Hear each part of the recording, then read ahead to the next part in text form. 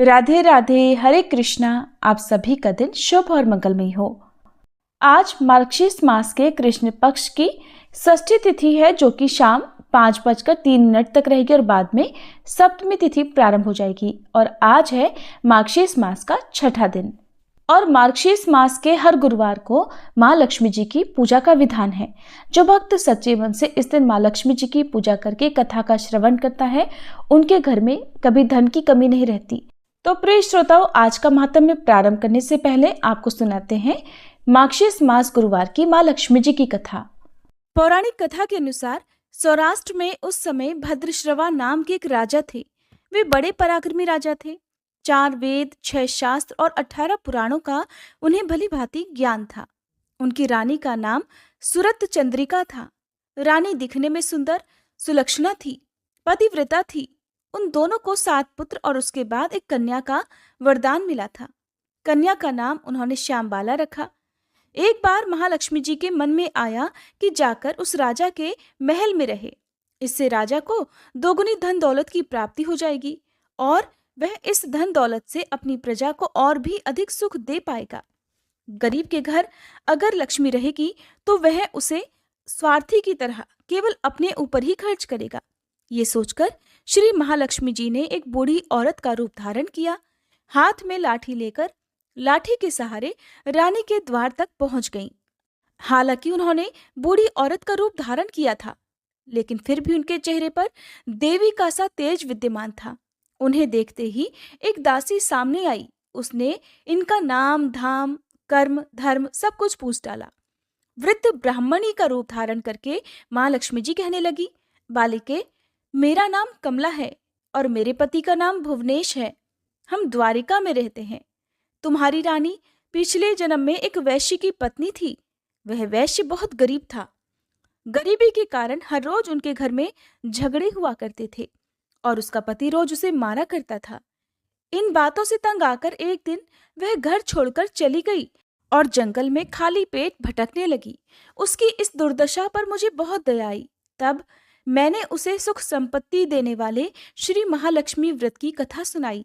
मेरे कहने पर उसने श्री महालक्ष्मी का व्रत किया। श्री महालक्ष्मी प्रसन्न हुई और उसकी गरीबी दूर हो गई। उसका घर संसार, दौलत, संतति और संपत्ति से भर गया। बाद में पति पत्नी दोनों परलोक सिधारे। लक्ष्मी व्रत करने के कारण वे लक्ष्मी लोक में रहे। उन्होंने जितने साल महालक्ष्मी का व्रत किया, उतने हजारों साल उन्हें सुख भोग मिला।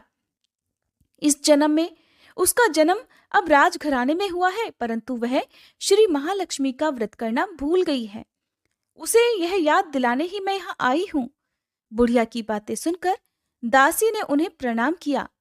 फिर श्री महालक्ष्मी का व्रत किस तरह किया जाए, इस बारे में उस बूढ़ी ब्राह्मणी से पूछा।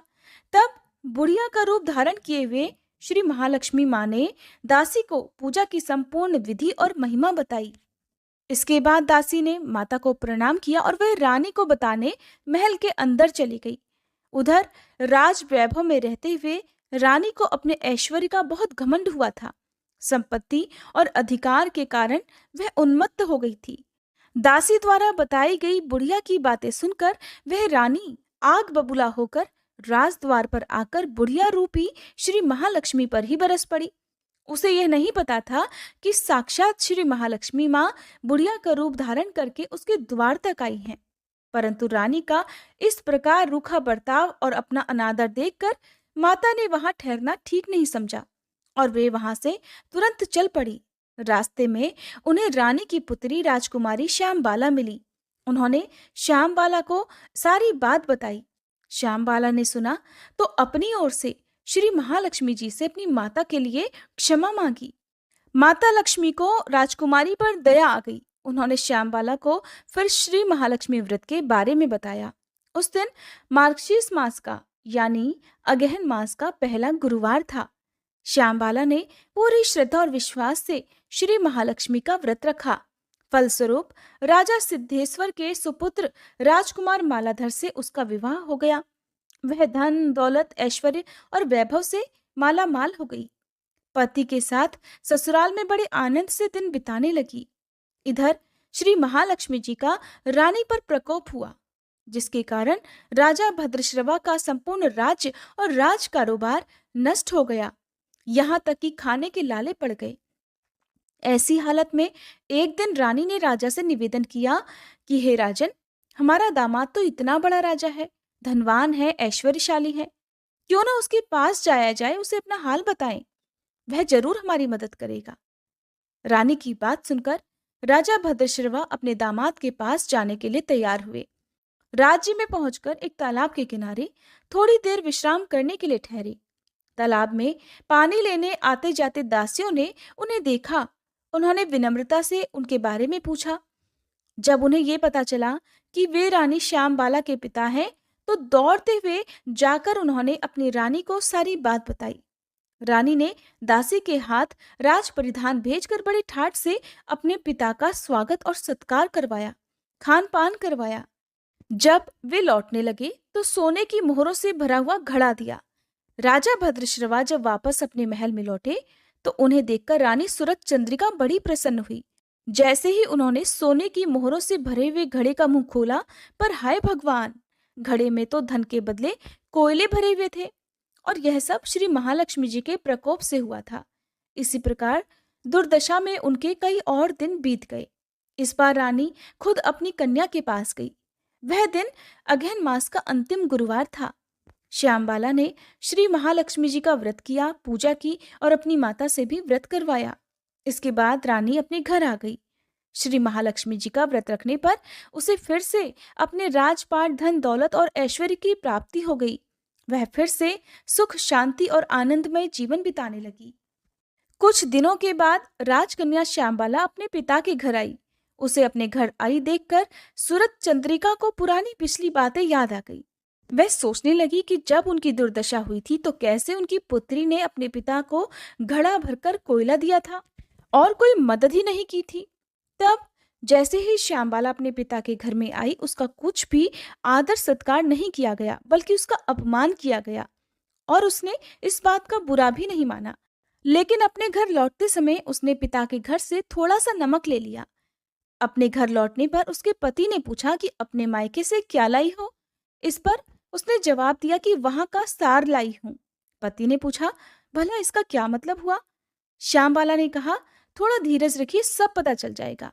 फिर उस दिन श्यामबाला ने कई तरह के भोजन बनवाए और उसमें नमक नहीं डाला। बिना नमक का भोजन उसने अपने पति के सामने परोसा। जब पति ने भोजन किया तो सारा भोजन बिना नमक का था, इसलिए उसे बिल्कुल भी स्वाद नहीं आया। फिर श्यामबाला ने थाली में अपने पिता के यहाँ से लाया हुआ नमक डाला, जिससे भोजन में स्वाद आने लगा। तब श्यामबाला ने अपने पति से कहा, यही है वह मायके से लाया हुआ सार। पति को उसकी बात सही लगी। फिर वे दोनों हंसी मजाक करते हुए भोजन करने लगे। कहते हैं कि इसी तरह जो कोई भी श्रद्धा भाव से श्री महालक्ष्मी जी की पूजा करे, उसे माँ लक्ष्मी जी की कृपा अवश्य ही प्राप्त होती है। सुख, संपत्ति और शांति की प्राप्त होती है। सभी मनोकामनाएं पूर्ण हो जाती हैं। परंतु ये सब कुछ प्राप्त होने पर भी माँ लक्ष्मी जी की पूजा को भूलना नहीं चाहिए और हर गुरुवार को व्रत का पाठ अवश्य ही करना चाहिए। इस तरह श्री महालक्ष्मी जी की महिमा भक्तों की मनोकामनाएं अवश्य ही पूर्ण करती हैं। अब सुनिए अगहन मास की माँ लक्ष्मी जी की दूसरी पौराणिक कथा। एक गांव में एक बार एक गरीब ब्राह्मण रहा करता था। वह नियमित रूप से जगत के पालनहार विष्णु भगवान की आराधना किया करता था। उसकी पूजा भक्ति से प्रसन्न होकर उसे एक दिन भगवान विष्णु ने दर्शन दिए और उस ब्राह्मण से वर मांगने के लिए कहा। तब ब्राह्मण ने लक्ष्मी जी का निवास अपने ही घर में होने की इच्छा प्रकट की। तब श्री विष्णु ने लक्ष्मी जी की प्राप्ति का मार्ग उसे बताया। उन्होंने बताया कि मंदिर के सामने एक स्त्री आती है जो यहाँ आकर उपले थापती है। तुम उसे अपने घर आने का निमंत्रण दे देना, वही देवी लक्ष्मी है। साथ ही विष्णु भगवान ने ब्राह्मण से कहा कि जब धन की देवी लक्ष्मी तुम्हारे घर पधारेंगी, तब तुम्हारा घर धन और धान्य से भर जाएगा। ऐसा कहकर श्री विष्णु जी अंतर्ध्यान हो गए। अगले दिन वह ब्राह्मण सुबह ही मंदिर के सामने जाकर बैठ गया। लक्ष्मी जी उपले थापने के लिए आई तो ब्राह्मण ने उनसे अपने घर आने का निवेदन किया। ब्राह्मण की बात सुनकर लक्ष्मी जी समझ गई कि यह सब विष्णु जी के कहने पर ही हुआ है। तब लक्ष्मी जी ने ब्राह्मण से कहा कि मैं तुम्हारे घर चलूंगी, लेकिन इसके पहले तुम्हें महालक्ष्मी व्रत करना होगा। तुम मार्गशीर्ष महीने के हर गुरुवार को मेरा व्रत और पूजन सच्चे मन से करके व्रत की कथा अवश्य ही पढ़ना और सुनना, तब मैं तुम्हारे सारे मनोरथ पूर्ण अवश्य करूंगी। तब ब्राह्मण ने देवी के कहे अनुसार मार्गशीर्ष मास के गुरुवार को व्रत और पूजन किया और देवी को उत्तर दिशा की तरफ मुंह करके पुकारा, जिसके बाद माँ लक्ष्मी जी ने उस ब्राह्मण के घर में धन धान्य और सुख संपत्ति के भंडार भर दिए। इस प्रकार मार्गशीर्ष मास के गुरुवार के व्रत के प्रभाव से वह ब्राह्मण अंत समय में बैकुंठ लोक को गया। प्रेम से बोलिए लक्ष्मी माता की जय। अब सुनिए मार्गशीर्ष मास महात्म्य का छठा अध्याय।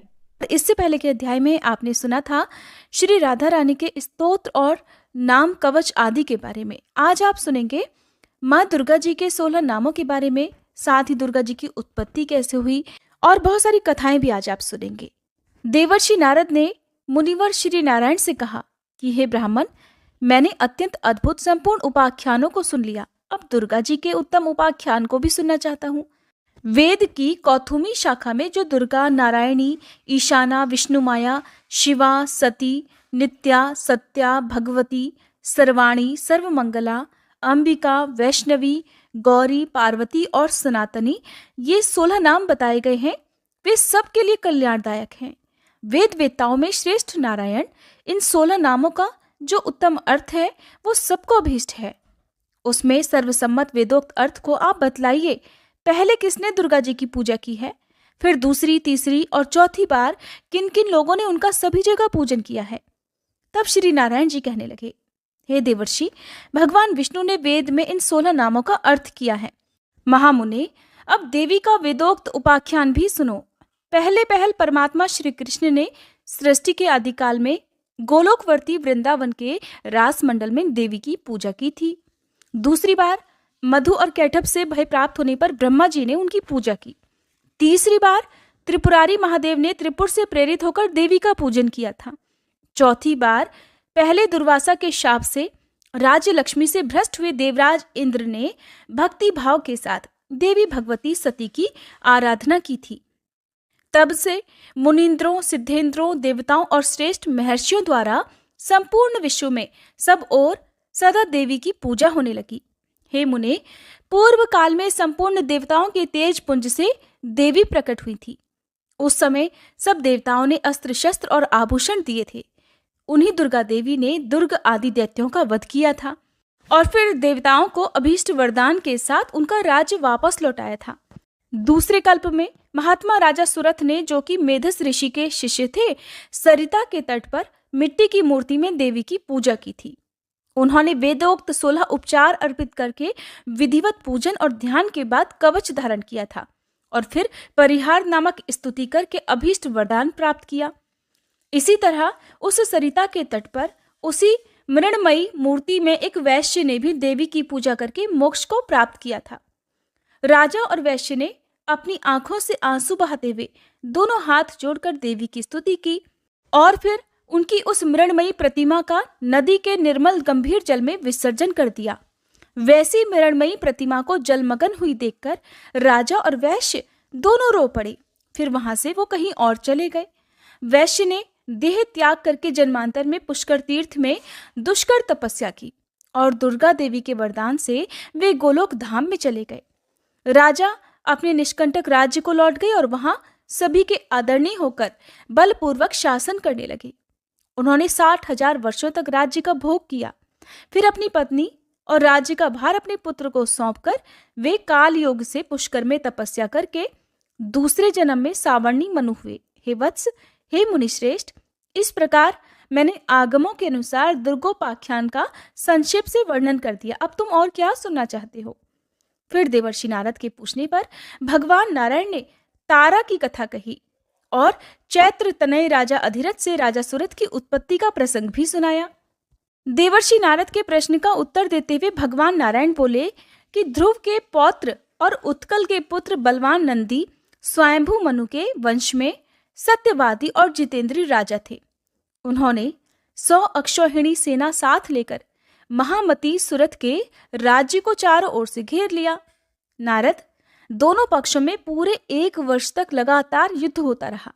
अंत में चिरंजीवी वैष्णव नरेश नंदी ने सुरथ पर विजय प्राप्त कर ली। नंदी ने उन्हें राज्य से बाहर कर दिया। इस तरह भयभीत राजा सुरथ रात में अकेले घोड़े पर सवार होकर घने वन में चले गए। वहां भद्रा नदी के तट पर उनकी एक वैश्य से भेंट हुई। मुने उन दोनों ने परस्पर बंधु भाव की स्थापना की। वे दोनों मित्र हो गए, उनमें बड़ा प्रेम हो गया। राजा वैश्य के साथ मेधस के आश्रम पर गए। भारत में सत्पुरुषों के लिए जो दुष्कर पुण्य क्षेत्र है, उस पुष्कर में जाकर राजा ने उन महातेजस्वी मुनि का दर्शन किया। मेधस जी अपने शिष्यों को परम दुर्लभ ब्रह्म तत्व का उपदेश दे रहे थे। राजा और वैश्य ने भी मस्तक झुकाकर उन मुनि श्रेष्ठ को प्रणाम किया। मुनि ने उन दोनों अतिथियों का आदर किया और उन्हें आशीर्वाद दिया। फिर अलग अलग उन दोनों का कुशल मंगल, जाति और नाम पूछा। राजा सुरथ ने उन मुनीश्वर को बारी बारी से उनके प्रश्नों का उत्तर दिया। राजा सुरथ बोले, हे ब्राह्मण, मैं राजा सुरथ हूँ और मेरा जन्म चैत्र वंश में हुआ है। इस समय बलवान राजा नंदी ने मुझे अपने राज्य से निकाल दिया है। अब मैं कौन सा उपाय करूं, किस प्रकार पुनः अपने राज्य पर अपना अधिकार प्राप्त कर सकूं? हे मुनिवर, आप ये बताइए। हे महाभाग, हे मुने, मैं तो आपकी ही शरण में आया हूं। ये समाधि नामक वैश्य है और ये बड़ा धर्मात्मा है। फिर भी दैववश इसके स्त्री पुत्रों ने धन के लालच से इसको घर से बाहर निकाल दिया है। इसका अपराध तो बस इतना ही है कि यह स्त्री पुत्रों और बंधु बांधवों के मना करने पर भी प्रतिदिन ब्राह्मणों को प्रचुर धन और रत्न दान में दिया करता था। इसी से क्रोध में आकर उन लोगों ने इसे घर से निकाल दिया। फिर जब उन लोगों को दुख हुआ तो वो इसे ढूंढते हुए यहाँ आए हैं, परंतु ये पवित्र, ज्ञानी और विरक्त वैश्य अब उनके आग्रह करने पर भी घर को नहीं लौटना चाहता। तब इसके पुत्र भी पितृ शोक से संतप्त होकर सभी कर्मों से विरक्त हो गए और सारा धन ब्राह्मणों को देकर घर छोड़कर वन को चले गए। श्री हरि का परम दुर्लभ दास से प्राप्त हो, यही इस वैश्य का अब अभीष्ट मनोरथ हो गया है। इस निष्काम वैश्य को ये अभीष्ट वस्तु कैसे प्राप्त होगी? हे मुनिवर, आप कृपया विस्तार पूर्वक बताने की कृपा करें। तब श्री मेधस ने कहा, राजन, निर्गुण परमात्मा श्री कृष्ण की आज्ञा से दुर्लंघित त्रिगुणमयी विष्णु माया सभी विश्व को अपनी माया से ढक देती है। वह कृपामयी देवी जिन धर्मात्मा पुरुषों पर कृपा करती है, उन्हें दया करके परम दुर्लभ श्री कृष्ण भक्ति प्रदान करती है। राजन, परंतु जिन मायावी पुरुषों पर विष्णु माया दया नहीं करती, उन दुर्गतिग्रस्त जीवों को माया द्वारा ही मोहजाल से बांध देती है। राजन, मैं प्रचेता का पुत्र और ब्रह्मा जी का पौत्र हूँ और भगवान शंकर से ज्ञान प्राप्त करके परमात्मा श्री कृष्ण का भजन करता हूँ। महाराज, नदी के तट पर जाओ और सनातनी दुर्गा का भजन करो। तुम्हारे मन में राज्य की कामना है, इसलिए वे देवी तुम्हें आवरणी बुद्धि प्रदान करेंगी और इस निष्काम वैष्णव वैश्य को वे कृपामयी वैष्णवी देवी शुद्ध विवेचना बुद्धि देंगी। ऐसा कहकर कृपा निधान मुनिवर मेधस ने उन दोनों को दुर्गा जी की पूजन विधि, स्तोत्र, कवच और मंत्र का उपदेश दिया। वैश्य ने उन कृपामयी देवी की आराधना करके मोक्ष प्राप्त कर लिया और राजा को फिर अपना अभीष्ट राज्य, मनु का पद और मनोवांछित परम ऐश्वर्य प्राप्त हो गया। इस प्रकार मैंने सुखद, सारभूत और मोक्षदायक परम उत्तम दुर्गा जी का उपाख्यान पूर्ण रूप से सुना दिया। हे देवर्षि, अब तुम और क्या सुनना चाहते हो?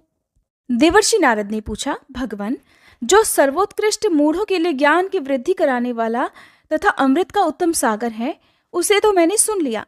अब मैं गणेश खंड को, जो मनुष्यों के संपूर्ण मंगलों का भी मंगल स्वरूप और गणेश जी के जन्म वृतांत से भी परिपूर्ण है, उसे सुनना चाहता हूँ। जगदीश्वर, भला पार्वती जी के शुभ उदर से सुरश्रेष्ठ गणेश जी की उत्पत्ति कैसे हुई? किस प्रकार पार्वती देवी ने ऐसे पुत्र को प्राप्त किया? गणेश जी किस देवता के अंश से उत्पन्न हुए थे? उन्हें जन्म क्यों लेना पड़ा? वे अयोनिज थे, अर्थात खुद ही प्रकट हुए थे, या किसी योनि से उत्पन्न हुए थे? उनका ब्रह्म तेज कैसा था? उनमें कितना पराक्रम था? उनकी तपस्या कैसी थी? वे कितने ज्ञानी थे और उनका यश कितना निर्मल था? जगदीश्वर नारायण, शंभु और ब्रह्मा के रहते हुए संपूर्ण विश्व में सबसे पहले उनकी ही पूजा क्यों होती है?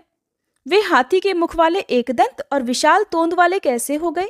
महाभाग, पुराणों में उनके रहस्यमय जन्म वृतांत का वर्णन किया गया है। कृपया आप उस परम मनोहर और अत्यंत विस्तृत चरित्र को पूर्ण रूप से कहिए, क्योंकि उसे सुनने के लिए मुझे परम कौतूहल हो रहा है। तब श्री नारायण कहने लगे, नारद, मैं उस परम अद्भुत रहस्य का वर्णन करता हूँ, सुनो। वह पाप संताप का हरण करने वाला, संपूर्ण विघ्नों का नाश करने वाला, सभी तरह के मंगलों को देने वाला, सार रूप और सभी पापों का नाश करने वाला है। दैत्यों द्वारा पीड़ित हुए देवताओं की तेजो राशि से उत्पन्न हुई देवी ने दैत्य समुदाय का संहार कर डाला था। फिर वे दक्ष की कन्या होकर प्रकट हुई थी। उस समय उन देवी का नाम सती था। उन्होंने अपने स्वामी अर्थात शिव जी की निंदा होने के कारण योग धारणा द्वारा अपने शरीर का परित्याग कर दिया था और फिर शैलराज की परम प्रिय पत्नी मैना के पेट से जन्म लिया। पर्वतराज ने उन पार्वती जी का विवाह शंकर जी के साथ कर दिया। तब महादेव जी उन्हें अपने साथ लेकर निर्जन वन में चले गए। वहां बहुत लंबे समय तक शंकर जी पार्वती जी का विहार चलता रहा। जब देवताओं ने आकर विहार से विरत होने के लिए उनसे प्रार्थना की, तब भगवान शंकर विरत हो गए। उस समय महादेव जी का शुक्र भूमि पर गिर पड़ा, जिससे स्कंद कार्तिकेय उत्पन्न हुए। तब पार्वती जी ने शंकर जी से एक श्रेष्ठ पुत्र के लिए प्रार्थना की। तब महादेव जी ने कहा, हे पार्वती, मैं उपाय बताता हूँ, सुनो। उस उपाय से तुम्हारा परम कल्याण होगा, क्योंकि त्रिलोकी में उपाय करने से ही कार्य की सिद्धि होती है। मैं तुमसे जिस उपाय का वर्णन करूंगा वह संपूर्ण अभीष्ट सिद्धि का बीज रूप, परम मंगलदायक और मन को हर्ष प्रदान करने वाला है। देवी, तुम श्री हरि की आराधना करके व्रत आरंभ करो। 1 वर्ष तक तुम्हें इस व्रत का पालन करना होगा। इस व्रत का नाम पुण्यक है। यह महाकठोर बीज कल्पतरु के समान अभीष्ट सिद्ध करने वाला, उत्कृष्ट, सुखदायक, पुण्यदाता, सार रूप और समस्त संपत्तियों को देने वाला है। प्रिय, जैसे नदियों में गंगा, देवताओं में श्रीहरि, वैष्णवों में शिव, देवियों में तुम, वर्णों में ब्राह्मण, तीर्थों में पुष्कर, पुष्पों में पारिजात, पत्रों में तुलसी दल, पुण्य प्रदान करने वालों में एकादशी तिथि, वारों में पुण्यप्रद रविवार, मासों में मार्गशीर्ष, ऋतुओं में वसंत, वत्सरों में संवत्सर, युगों में कृतयुग, पूजनियों में विद्या पढ़ाने वाले गुरु, गुरुजनों में माता, धनों में रत्न, प्रियजनों में पति, बंधुजनों में पुत्र, वृक्षों में कल्पतरु, फलों में आम का फल, वर्षों में भारतवर्ष, वनों में वृंदावन, स्त्रियों में शतरूपा, पुरियों में काशी, तेजस्वियों में सूर्य, सुखदाताओं में चंद्रमा, रूपवानों में कामदेव, शास्त्रों में वेद, सिद्धों में कपिल मुनि, बानरों में हनुमान, क्षेत्रों में ब्राह्मण का मुख, यश प्रदान करने वालों में विद्या और मनोहारिणी कविता, व्यापक वस्तुओं में आकाश, शरीर के अंगों में नेत्र, विभवों में हरि कथा, सुखों में हरि का ध्यान, स्पर्शों में पुत्र का स्पर्श, हिंसकों में दुष्ट, पापों में झूठ बोलना, तपस्वियों में ब्रह्मा, भक्ष्य वस्तुओं में अमृत, अन्नों में धान, पवित्र करने वालों में जल, शुद्ध पदार्थों में अग्नि, तेजस वस्तुओं में स्वर्ण, मीठे पदार्थों में प्रिय भाषण, पक्षियों में गरुड़, हाथियों में देवराज इंद्र का वाहन ऐरावत, योगियों में कुमार अर्थात सनत कुमार आदि, देवर्षियों में नारद, गंधर्वों में चित्ररथ, बुद्धिमानों में बृहस्पति, श्रेष्ठ कवियों में शुक्राचार्य जी, काव्यों में पुराण, सोतों में समुद्र, क्षमाशीलों में पृथ्वी, लाभों में मुक्ति, संपत्तियों में हरि भक्ति, पवित्रों में वैष्णव, वर्णों में ओंकार, मंत्रों में विष्णु मंत्र, बीजों में प्रकृति, विद्वानों में वाणी, छंदों में गायत्री छंद, यक्षों में कुबेर, सर्पों में वासुकी नाग, पर्वतों में तुम्हारे पिता हिमवान, गौओं में सुरभि, वेदों में सामवेद, तृणों में कुश, सुखप्रदों में लक्ष्मी जी, शीघ्रगामियों में अर्थात सबसे तेज चलने वालों में मन, अक्षरों में अकार, हितैषियों में पिता, यंत्रों में शालिग्राम शिला, पशु अस्थियों में विष्णु पुंजर, चौपायों में सिंह, जीवधारियों में मनुष्य, इंद्रियों में मन, रोगों में मंदाग्नि, अदिति पुत्रों में इंद्र, दैत्यों में बलि, साधुओं में प्रहलाद, दानियों में दधीची, अस्त्रों में ब्रह्मास्त्र, चक्रों में सुदर्शन चक्र, मनुष्यों में राजा रामचंद्र और धनुर्धारियों में लक्ष्मण जी श्रेष्ठ हैं। और जैसे श्री कृष्ण सर्वाधार, समस्त जीवों द्वारा पूजनीय, सबके बीज स्वरूप, सब कुछ देने वाले और सभी वस्तुओं के सार रूप हैं,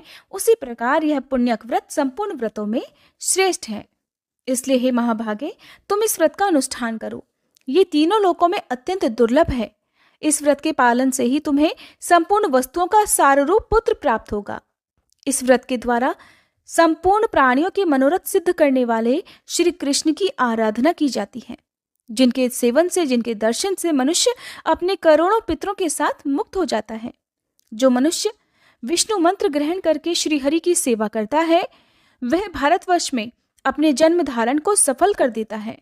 वह अपने पूर्वजों का उद्धार करके निश्चय ही बैकुंठ लोक में जाता है और श्री कृष्ण का पार्षद होकर सुखपूर्वक आनंद का उपभोग करता है।